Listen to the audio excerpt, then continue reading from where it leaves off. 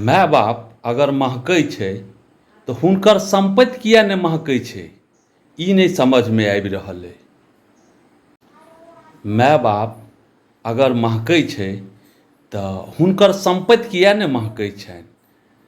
एखन तऽ देखिए रहल छियै जे की सब ऑनलाइन होइ छै।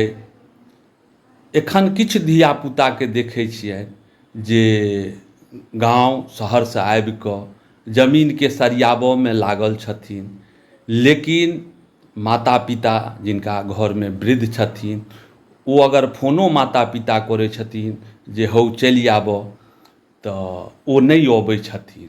एखनके डेटमे सब आदमी आयल छथि जमीनके लेल, ओ दऽ देबै नहि तऽ जमीन बुड़ि जायत। एतबे ध्यान अगर अपन अपन माता पिता पर रखै जाइ जेबै तऽ एहि ढङ्गके नहि हेतै। हमर अहाँके समाजके बहुत पैघ उत्थान हेतै, इएह कहऽ चाहब।